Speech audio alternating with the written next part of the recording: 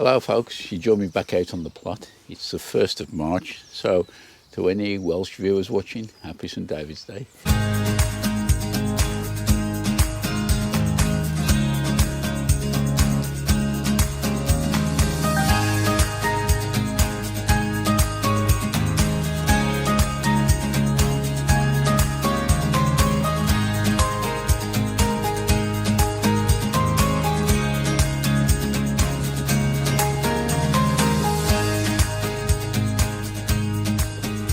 I'm going to start unravelling the buckets of sawposts. I've got 8 to do. I'll just do this first one, just to have a look what's in here. The bucket has got deformed, as you can see, as the tubers grow. But not to worry with that. Just get the potatoes out and let's have a look what we got. I've got another bucket here, empty one, just to move the compost into.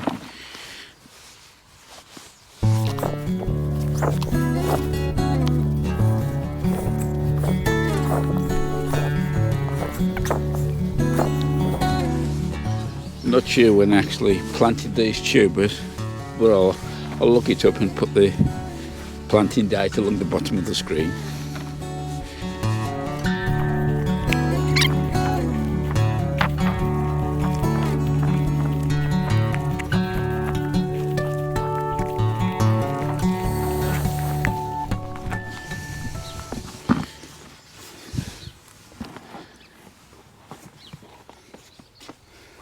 So that's the harvest of that 30 litre container we've had.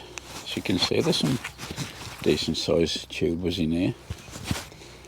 Just an example of what can be achieved from a container of 30 litres. So you don't necessarily need a large expanse of open ground to grow potatoes. I shan't be bother weighing these, but I can tell you now there's a fair bit of weight in there. So from 30 litre containers you can grow something like this. Starting tidying the beds up now. We had an overnight frost again last night, and I think it's still about -1, -2 now. I'm just going to harvest these cabbages. There's 5 cabbages here. These are a variety called Ormskirk, and I think I planted these around about July last year. Oh, one of the ground's rock hard it is. Trying to get as much of the soil off as I can.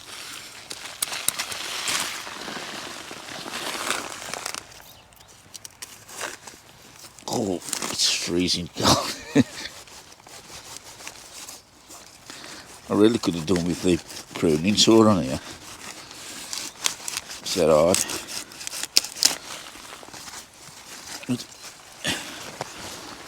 This will go in the worm bin.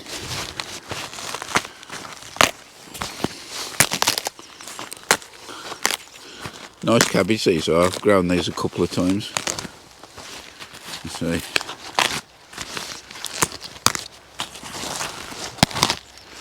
Got a bit of frost on the inside, but that won't hurt.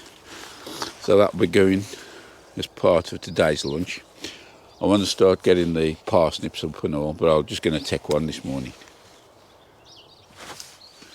Since I took the tops off the parsnips, I'm starting to sprout again now, which is helps me in a way, so it lets me know where they are. The ground's a bit frozen really. I should have got these out, or should have got this one out yesterday, but never mind. Once you get through the top surface, it ain't too bad. It's just the first inch or so as the ground's a bit hard, but as you know, it helps sweeten the parsnip up, the touch of frost does. I'll just put this spade down the side of it, and hopefully it'll come up a bit easier.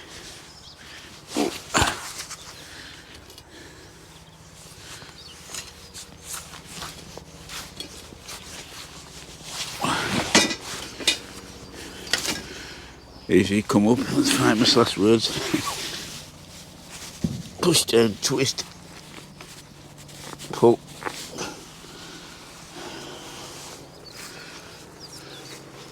Nice clean parsnip. Can't see any canker on it. Hope the rest of them as good as that.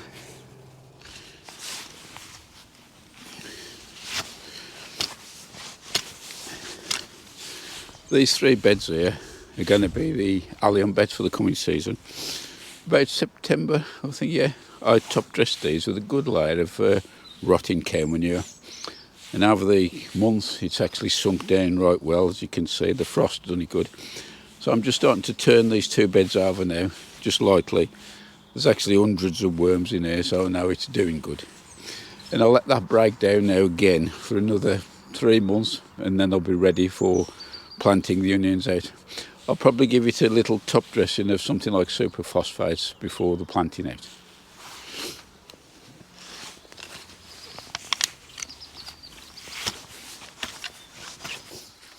These are the tomatoes that I sown not long ago. You might remember in a previous episode. They've soon actually shot up, and now at the stage we're ready to pot them on. I've given these a little water because the compost was rather dry, but I'll see if they come out all right. Just pop the sides down, press down. They've come up nice. Starting to pot the tomatoes on there. These are going now into a 7cm pot. The compost is Bathgate's Champions Blend. Just do a little hole in there. Grab the seedling by the seed leaves, pull them out gently, pop them in. You can, with tomatoes, you're probably aware, plant them deeper than they actually come out of the trainer, and they'll put little roots out of the stem as it goes up. Tap that there. I'll give these a good drink when I've potted the lot on. Hello folks, and welcome back. What seems like an age since I was doing any filming in there, but I'll bring you up to speed anyway. We just had a big light shining in the greenhouse, big orange thing in the sky. I don't know what it is. So we're going to start off in the Vitapod. Hopefully you've seen a little clip just of the tomatoes, how they germinated really well in the Agroland blood plant trainers. Well, I've potted them on, and that'll be part of this little view in the Vitapods. So we'll have a look at this one first. I'll put the lights on just to brighten it up a bit. Okay folks, hold on tight. I'm going to pop you inside the first veggie-pod, and you can see what we've been growing. The 5 pots at the back, in the red pots, those there are tomatoes, and the variety is called Furloin. I'm actually surplus to requirements, so I'm going to give them a go on the allotment. I'll just keep them in here just for a few more days to give them a bit more growth, and then I can pass them on to him and free up a bit more space for me as well. Moving down the front here, we got some cucumber. Those are the mini munch, 3 of them. There's 4 seeds in the packet and 1 failed to germinate, so hopefully they'll stay upright, otherwise I've got no more cucumbers. During the last week I've been fairly busy doing a bit of seed sowing, mainly flowers and all, so I'll just bring you up to date with what we've got. Those 2 on the ends there, with nothing showing at the moment. Both of those are marigolds, sown on the 7th. The one on the left is called Red Brocade, and the one on the right is Constance. Sown on the same day is these zinnias here, Sprite mixed, and just look at how well they've popped up in such a short time. And across from them there, more marigolds, sown on the 7th again. This is a variety called Crackerjack. Moving across to here now, we've got some celeriac. This variety is called Asterix. I did grow this last year, thanks to a few plot holders. They gave me 3 or 4 plants, and I was very impressed. So much that I went and bought the seed. And moving across here, the one you can see poking a few up there, these are some Cosmos. These are sown on the 8th, and that's called Double Click. And next door to it, nothing's showing yet. That's Cosmos called Millennium, again sown on the 8th. I'll just spin you around carefully and show you those seed trays right at the back. There are 12 cell trays, and there's 6 all together in line, and there's a little one down there hiding away. And all of those have got my Zabroon shallots and long red Florence in there. Now when I potted these on, there was a bit, we'll say leggy, there was tall, so what I've done, I've given them a bit of a haircut. They drooped a bit, but after a couple of days under the lights with a bit of heat on, they've perked up. So the plan for these now, probably tomorrow, I'll be turfing these out of here and getting them down into the greenhouse on the allotment, because don't want them being too warm at all. So them others are brown, and just moving right the way down here, you've got 2 9-cell trays, 2 of them, and both of those have got the Ishikura Japanese bunching onions in. They're sown in multiples, like about 5 or 6 in each cell. So that's the first of the Vitapods reported, and we'll just pop across now to the next one. So we're into the second Vitapod now. Hopefully, a couple of clips earlier you may have seen the tomatoes coming out of the Agroland plug plant trainers. Well, these are the same things now. They've been potted on into 7cm pots. It's a mixture of mainly Crimson Crush, although there's a couple of Furline on there, Sweet Million, the cherry ones, and also the Tumbler ready for the hanging baskets. So those are the tomatoes. And just bringing you back here, these are the peppers and chilies. These have started to pick up now. They did start to go a bit laggy really, because I'd left heat on. Now with all seedlings, heat is only the one thing you need. If you want to start plants early, having a heated propagator is not the complete answer. You do need light. If you don't get light, they start reaching for the sky and start to go leggy. Light is probably more important than the heat actually. So during the daytime, these actually, the propagator's turned off, and at night time about 7 o'clock, I've got them on a timer. It goes on, I think it's on set at about 12 degrees. So that's just to keep them ticking over. There's just one other thing to show you in the greenhouse in the garden. And these 7 plants here, these are a few extra Brussels sprouts called Crispus that I had lying around, so I thought I'd pop them in. And they've germinated quite well. So that's the status in the greenhouse in the garden. I will pop now and have a look on the allotment greenhouse. Right, I'm in the greenhouse on the allotment now. Keep having these little sunny spells, and I could get quite used to them. Still bitterly cold with the wind. Anyway, I'll just give a quick tour around what's happening in here. I don't know how well you'll see there, you might be on wide angle. These here are the brassicas, and they seem to be doing quite well. With the brassicas, once I've potted them on, I tend to keep them a little bit on the dry side. Last night I left these out because we had an overnight forecast. I think it was about 5 or 6 degrees, and they'll cope quite easy with that. If you get them too warm, they'll start to go leggy again, and I want to slow these down. So those are the brassicas, a mixture of cabbage, cauliflower, Brussels sprouts and calabrese. Into the little mini grow tent in here, these are me onions, bit of Kelsey, Robinson's Mammoth, and I think the Bedfordshire Champion, I think. They are growing quite well now. In fact, I might give the tops a little trim on here. I do that just to, it thickens them up. They've been staying here overnight saying no heat, and I just drop the flap down. Moving down to the bottom here, we got a couple of trays there. Those are some more beetroot bolt hardy, not been sown too long.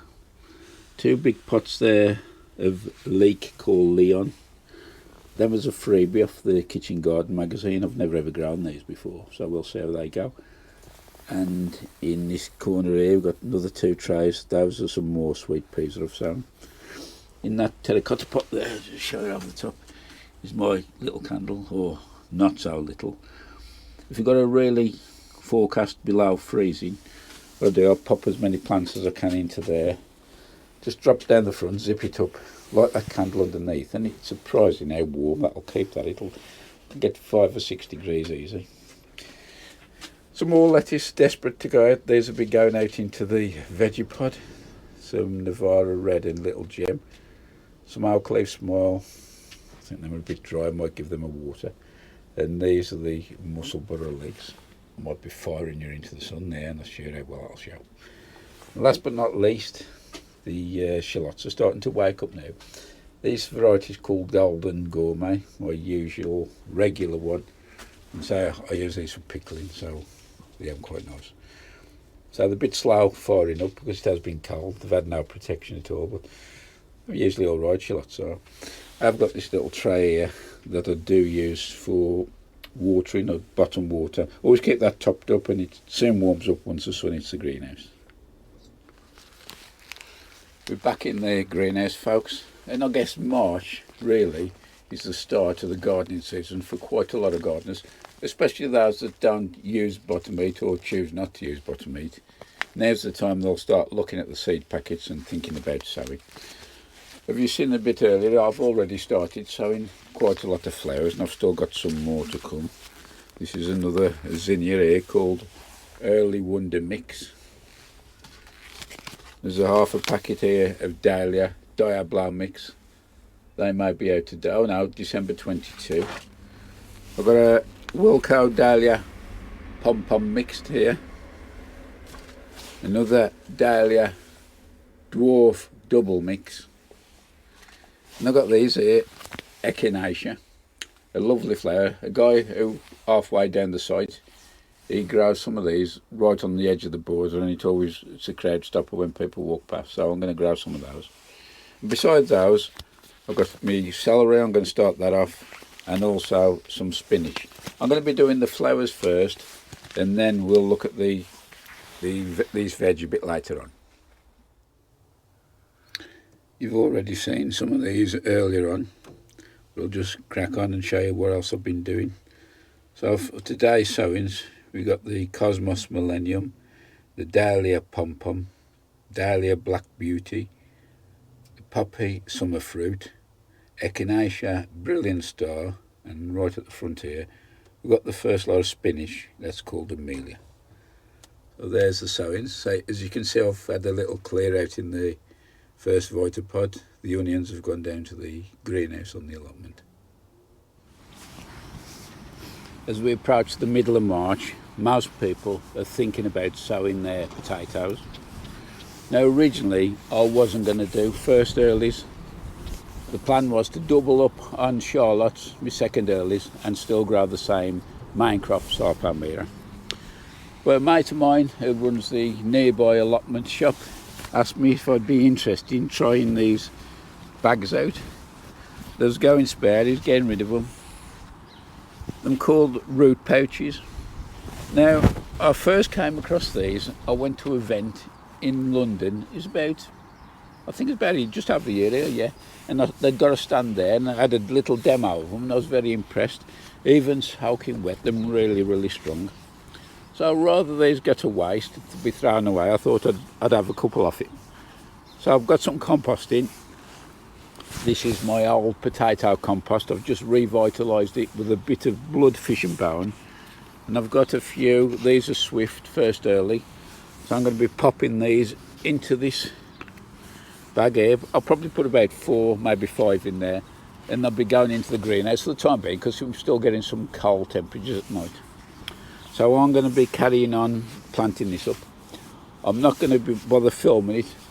I've already got a video out in the Growing Made Easy series on doing potatoes, and if not yet, very soon there will also be one growing potatoes in containers which you can follow along with.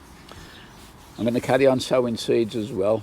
That'll be shown in the next episode, I think. Oh, and I've got another thing to show you. A very good friend of mine and a very good gardener has given me a tip on how to germinate celery with almost 100% success. So we'll be looking at that in the next video. Many thanks to all the new subscribers and the regular ones. If you haven't subscribed already, have a look in this bottom corner. There's a little button there, press that, ring the bell, you'll know when I put another video up. So until next time, wish you all the best, stay safe, bye for now.